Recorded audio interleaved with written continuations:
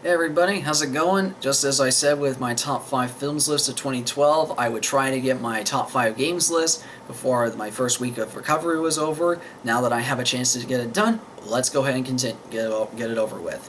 But before we begin, I want to set up a couple of ground rules before I start diving into my list and why do I have the picks that I do.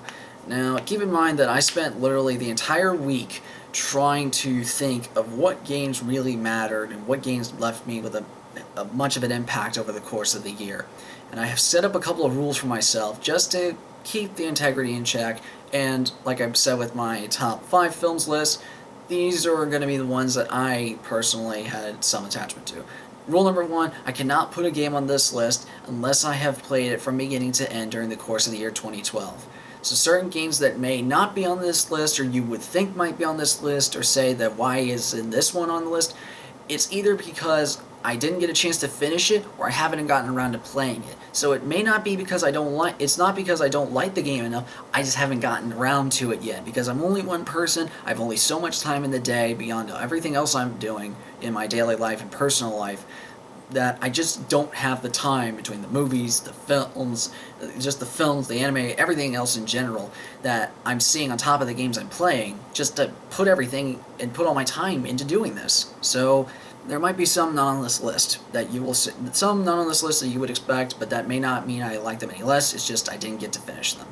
Rule number 2, I'm not going to put any HD collections or re-releases in my top 5 list or any future lists, or at least try not to, and if I ever screw up on that, at least call me out on it, please, because I want to keep this consistent.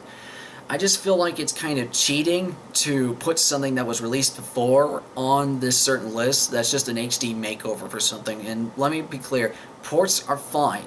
Those are acceptable on my list. They're just more or less enhanced versions. It's not really just a makeover. So something like, say, The Witcher 2 that was ported over to 360, or Persona 4 Golden on Vita, those would be considered ports in my book. But something like, say, the Jak and Daxter collection, any of the HD collections that came out during the year, or Okami HD, as much as I may love some of those games, I just feel like it wouldn't be fair to give something that already came out before a chance to snag a top 5 spot, or a top 5 whatever spot on my list, just because it just came out before and they just basically put a fresh new coat of paint on it. I don't know. That's just me. I don't feel like they would really deserve it. I feel like they would be cheating, and I just want to get that across right now. Now that I got the rules out of the way, let's go ahead and get into my top 5 games of 2012. Coming in at number 5, we have the culmination of a trilogy that I found to be satisfying from beginning to end, and I know a lot of people complained and had a hard time with its original ending, and perfectly understandable, and I looked up some of the complaints, and it was perfectly legitimate, but overall, as I found it, 15 minutes did not culminate into ruin 25 hours for me the time I spent in this universe. Mass Effect 3, number 5, and before some people start typing in comments and saying that Mass Effect 3 does not deserve to be in my top 5, or shouldn't be, or anything else like that sort, let me explain the context. I never saw the original ending. I never got a chance to finish it before the extended cut came out. I played the extended cut ending, and that's the only ending version I've seen. And I played through it, and I found it to be incredibly satisfying. I thought it was a nice way to conclude the trilogy, and I respect the Mass Effect trilogy as a watermark or just a milestone in terms of some of the best character development, character relationships that I've ever seen in a video game series ever. The fact that BioWare made your decisions matter and changed how little details and how you affected the story later on, I thought was a feat that was well worth respecting, and I felt like it was something that I had to acknowledge and understand as someone who wishes to become a game creator one day. It was it was something I'd never seen before, and such a well-crafted sci-fi universe. That's really hard to do, to not only just create one little world, but create an entire universe that is so immersive and so involving that I just couldn't help but be soaked in it. It's one of my favorite sci-fi series ever.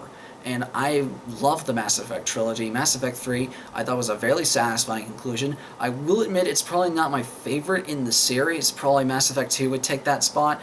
But in terms of a good conclusion that I thought was nice closure, in terms of its extended cut, its character development, and just overall its idea that whenever the chips are down and you have to put aside all trivial differences, you just gotta focus on what matters most and say whenever someone is threatening to kick down your doors and threaten your very existence, you've got to hit them with everything you've got, and you gotta unite as one as a galaxy. That is really hard to do, and just uniting a planet would be hard enough, but uniting a galaxy is damn near impossible, but you managed to do it. You felt like you were the center of this conflict and everything mattered to you. Your choices mattered and everything hinged on your decisions. And that to me is a very powerful feeling, and one that I felt like BioWare dealt with respect.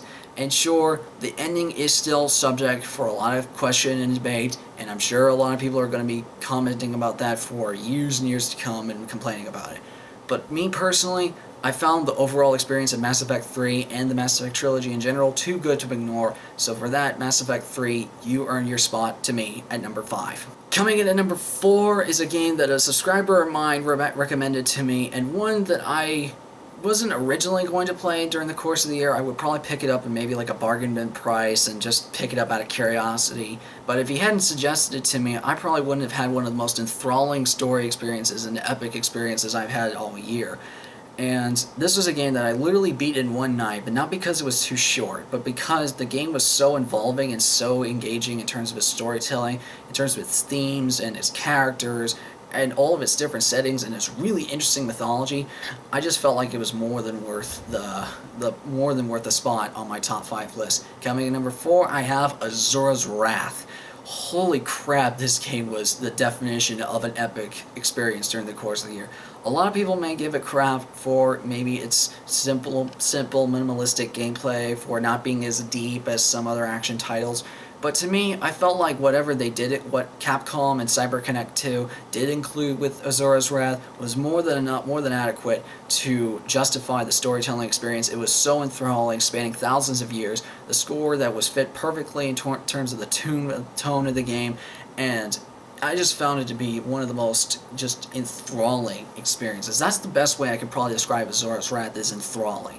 You literally feel the epic seething through the screen, and I know that sounds really weird for me to say, but you really feel the intensity coming through the screen, and you just soak it in. It's just like you're watching a really, really good show, and the climax and final boss fight is one of the most memorable I've seen in recent memory.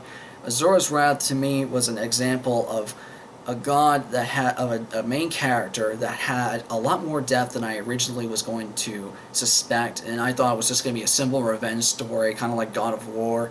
And to me, Azura himself was one of those characters that I felt like was more likable, and just something that he had something to fight for, and he would do whatever it takes and to fight for what he cared about, to defend his daughter, to seek vengeance against those who wronged him, and just seeing and you find out what his real motivation is for why he's so angry all the time. Once you learn what it is, I felt like it made perfect sense, and it was a virtue and an understanding and view of the world that I could respect and understand, or at least relate to. And so Asuras Wrath, I found you incredibly beautiful. I found it to be a much more enthralling and epic experience than I ever even suspected. I mean, it did not disappoint me in any respect at all. I thought at first, when it couldn't get any more insane, it managed to prove me wrong, and it kept surprising me, which is not easy to do, and when it does, I have to give credit where credit is due. So Asuras Wrath, you've earned your place at number 4. Coming in at number Trace is probably the biggest original IP of the year, and one that I had the high hopes, low expectations kind of bar, but as soon as I started playing it, I knew I was in for something special, and something that I knew I wouldn't forget for a while. And just coming out of a studio that I've never heard of before with Arcane, I just found it to be one of the coolest and just most varied experiences I've ever seen in a game, and that is Dishonored. Holy crap. Arcane Studios, you knocked it out of the park with this one. It was such a really cool and immersive world to go into, and just seeing like this little, what I thought was going to be just a simple like revenge solves everything, as the tagline of the game implies, that it's just going to be another revenge story. And yeah, revenge stories are fun, but if they don't have a purpose or they don't have a little bit of point to them, it just makes you think that, well, why even go through all this? If it's just going to be the same thing over and over and over again, if it's just going to be so selfish. And to me, Dishonored surprised the heck out of me, because it allowed the player such variation and variety to how they wanted to go and seek revenge, and how they wanted to go about their missions. It's saying that there was always a different way in terms of how you could execute what your plan was. Whether you wanted to go full stealth and see if nobody could detect you at all and cause as little damage as possible to none, or if you wanted to go in guns blazing and just beat the living snot out of everyone in sight and cause a heck of a lot of damage. Everything hinged on your actions, and it felt like you became a symbol of fear. You became a symbol of both hope and fear. And so, with that said, and it was one of those few games that literally you could go through the entire thing and not kill anybody. That's a really hard feat to pull off when it's not like narrative-wise, when it's not dependent on the narrative. I mean, sometimes, yeah, you can go through the whole game without killing anybody, but if it's not like strictly for a narrative purpose, I think you understand where I'm going at with this, and it's kind of hard to phrase the idea. But that being said, I like it when a game throws you the option of not having to kill anybody, because sure, do I like a little empowerment fantasy? But sometimes I like to challenge myself and say, you know what? I'm going to see if I can get through this entire game without killing a single person, or like giving anyone any sort of idea that I'm around. Like sort of be a ghost, literally just a ghost, just floating around and just sneaking behind everybody and just distracting them as little I can.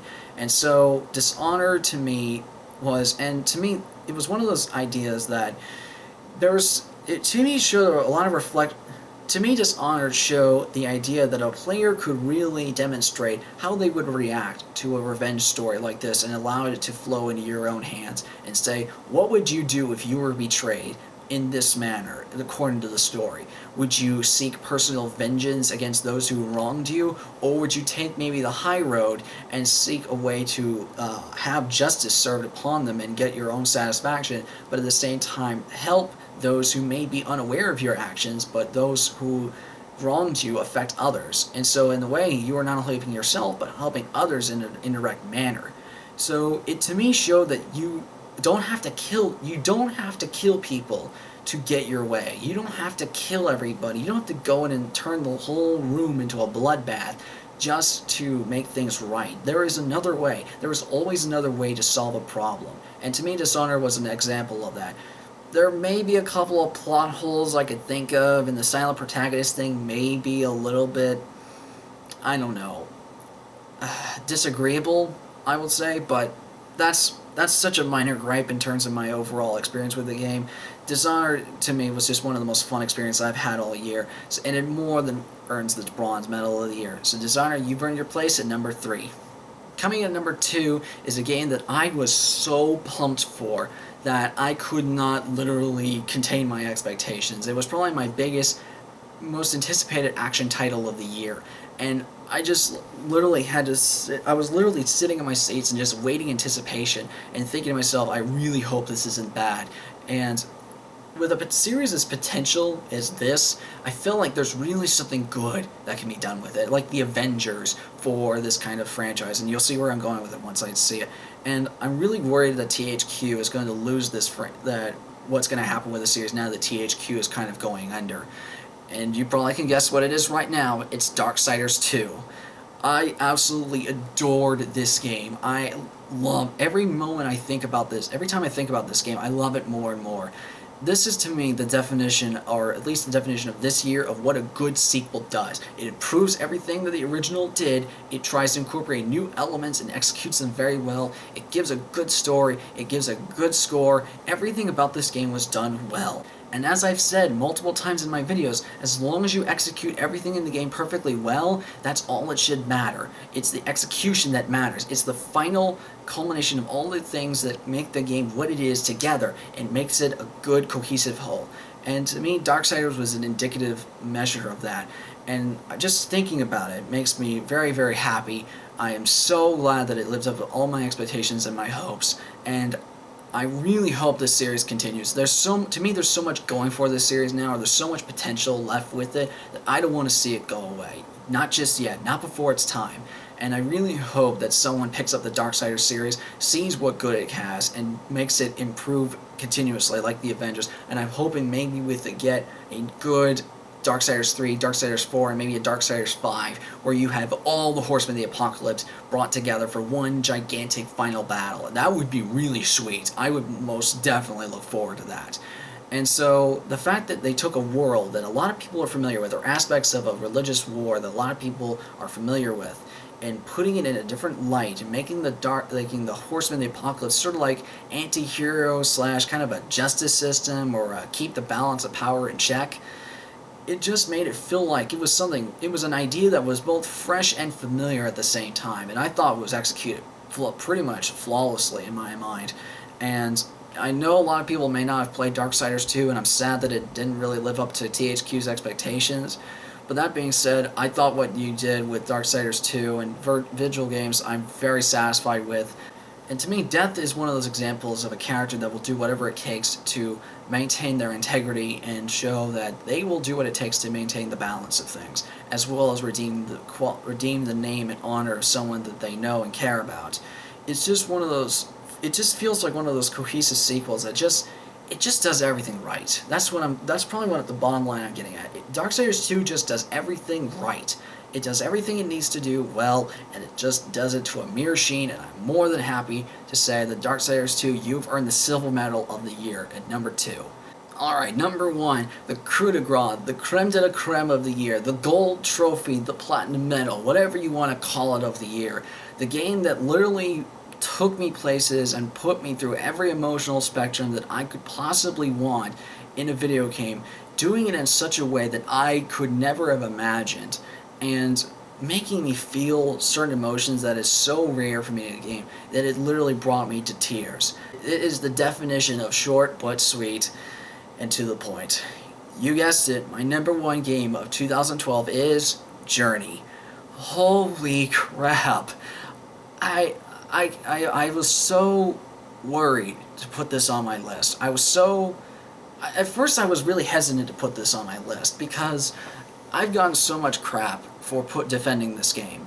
That it says that it's not. I've heard people say it's not worth 2 hours. It's only 2 hours. It's not worth the price. It's overrated. You're just walking. I've heard so much garbage about this game. It's like you're missing the point. You're missing the point of what makes Journey so good.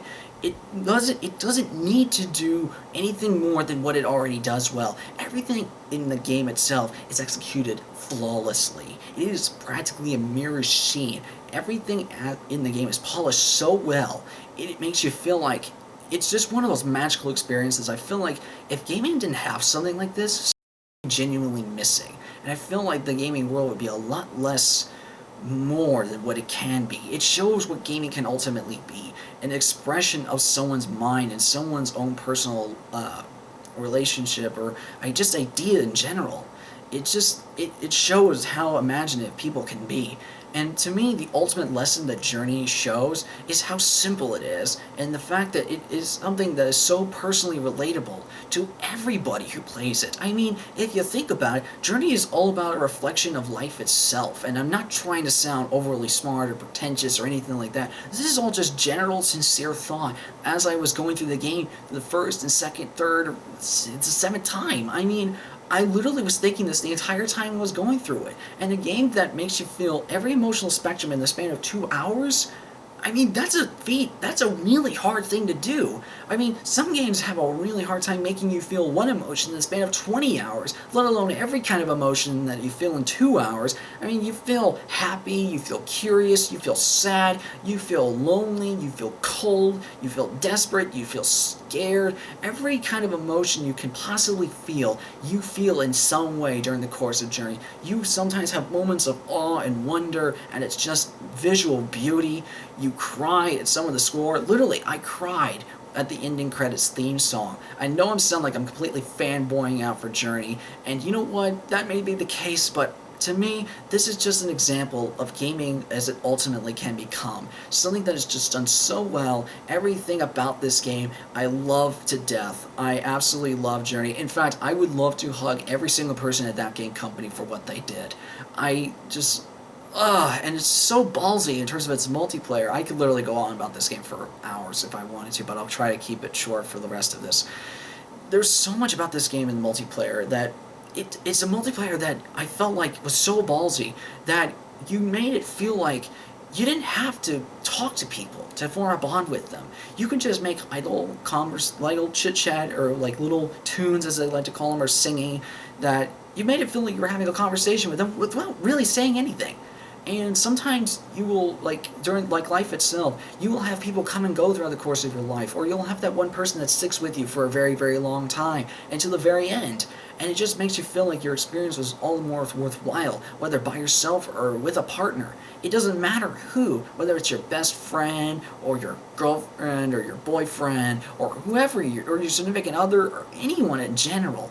Just some complete stranger that you met online. It's just something that you feel like you could personally relate to, and it's just a reflection that people feel different things in different stages of their lives. And it's, to me, Journey is one of those perfect condensed examples of something that does everything well, perfectly, and to me, it's one of those games that I could literally show to anybody. In fact, have done, and it's affected them all in different ways, and all in a positive way.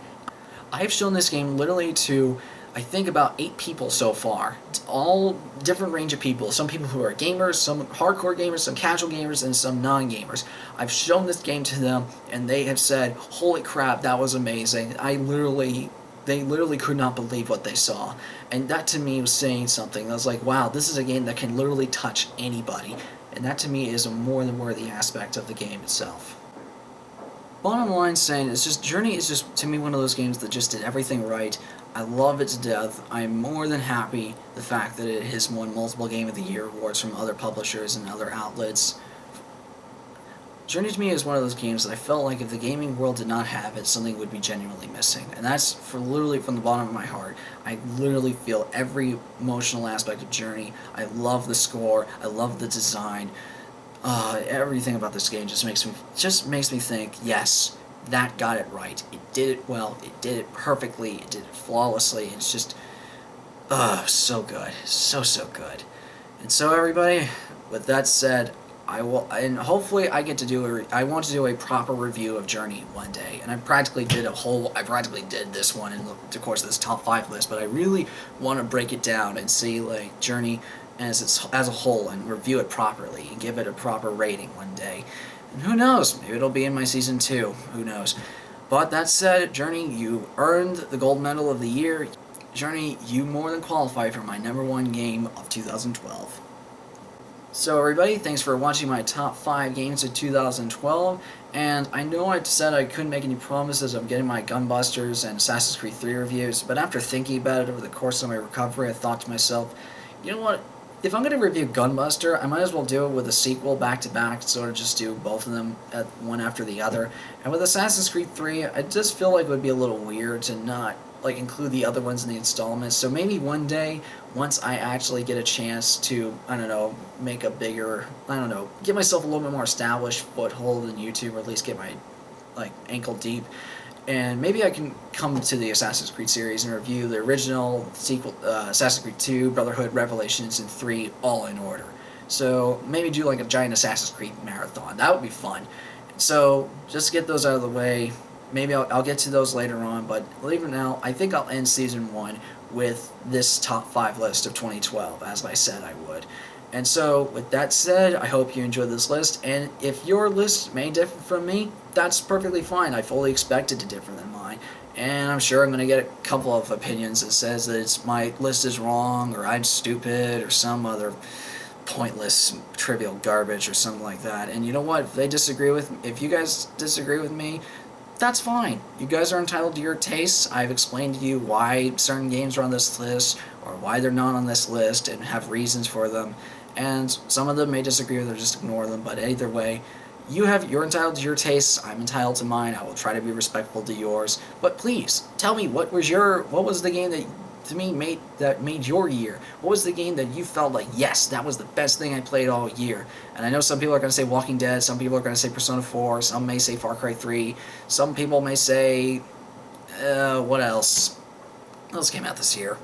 God, there was so much stuff. Heck, Tekken Tag Tournament 2 or something. I don't know, something. Just anything at all. What was your game? What was the game that you felt was the most memorable and was the most enjoyable, or the one that you will look back on 2012 and say, yes, that got it right?